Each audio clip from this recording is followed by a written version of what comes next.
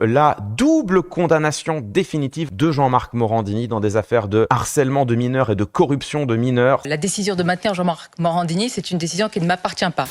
Alors, est-ce qu'on pouvait garder Jean-Marc Morandini à l'antenne de CNews? Pour rappel, Jean-Marc Morandini a été condamné en décembre 2022 par le tribunal correctionnel de Paris à 1 an de prison avec sursis pour corruption de mineurs. Il avait envoyé des messages de nature sexuelle à 3 adolescents entre 2009 et 2016. Jean-Marc Morandini avait alors fait appel de ce jugement de 2022, mais la Cour d'appel de Paris a été plus sévère contre lui puisqu'elle l'a condamné le 21 mars 2025 à une peine de 2 ans de prison avec sursis et 20 000 € d'amende. Il a également été condamné à une interdiction d'exercer une profession en contact avec des mineurs et a été inscrit au fichier des auteurs d'infractions sexuelles. Cela avait d'ailleurs créé la panique dans les locaux de CNews qui avaient dû, à l'époque, et ce n'est pas une blague, délocaliser les jeunes stagiaires à un autre étage que celui où travaille Morandini. Dans l'intervalle, Morandini avait formé un ultime recours contre cette décision en formant un pourvoi en cassation. Il a donc saisi la plus haute juridiction française, mais celle-ci a rejeté sa demande et confirmé le 14 janvier 2026 la condamnation de la Cour d'appel de Paris. Alors c'est l'article 227-22 du Code pénal qui définit la corruption de mineurs comme le fait de favoriser ou de tenter de favoriser la corruption d'un mineur. Cet article punit la corruption de mineurs d'une peine de 5 ans d'emprisonnement. L'idée, c'est qu'il y a corruption de mineurs quand un individu tente de profiter de la jeunesse et de l'inexpérience de la victime pour l'initier à un vice. Il faut que le but de la personne soit de pervertir la victime mineure. C'est vraiment l'élément spécifique à prouver.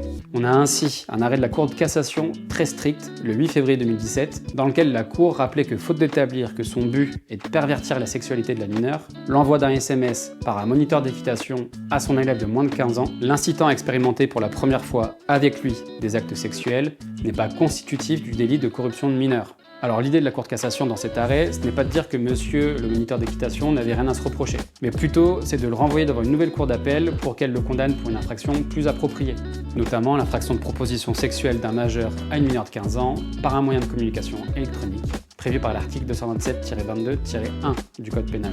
Alors est-ce qu'on pouvait garder Morandini à l'antenne? En droit français, personne ne peut être condamné par autre chose qu'une décision de justice rendue par une juridiction compétente. En gros, on est condamné par un tribunal et c'est tout. Donc la seule condamnation que doit subir Morandini, c'est la peine qui lui a été imposée par la Cour d'appel en 2025, à savoir 2 ans de prison avec sursis, 20 000 € d'amende, l'inscription au fichier des auteurs d'infractions sexuelles et l'interdiction de travailler avec des mineurs. Si la question est donc de savoir si Morandini pouvait rester à l'antenne, alors la réponse est oui. Légalement, il en a le droit, puisqu'il n'a pas été condamné par une juridiction à quitter la télé. Si la question est de savoir s'il fallait garder Morandini à l'antenne, alors c'est une question plus morale que juridique, à laquelle chacun aura son avis. La direction de CNews a considéré qu'il fallait garder Morandini pour des raisons qui lui sont propres. D'autres ont considéré qu'il fallait qu'il parte. L'animatrice de cette chaîne, Sonia Mabrouk, avait d'ailleurs annoncé sa démission en guise de protestation. Mais la question est pertinente parce que passer à la télé, ce n'est pas un métier comme les autres. On est diffusé devant des millions de gens, on est mis en avant et on bénéficie d'une tribune pour propager ses idées.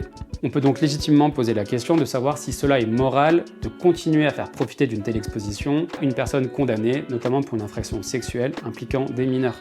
Mais on peut aussi tout à fait défendre la position de dire que la société civile n'a pas à condamner une deuxième fois une personne déjà condamnée par la justice, et elle n'a pas à exiger son bannissement de la vie publique. Personne ne doit être condamné 2 fois pour les mêmes faits, et c'est même un principe de droit pénal. On peut donc dire que si on n'est pas d'accord avec son maintien à l'antenne, alors on regarde tout simplement une autre chaîne. De son côté, et suite à la pression médiatique, Jean-Marc Morandini a annoncé son retrait de la chaîne CNews début février. La direction de CNews a accepté la proposition de Morandini, qui n'est donc plus diffusée sur cette chaîne.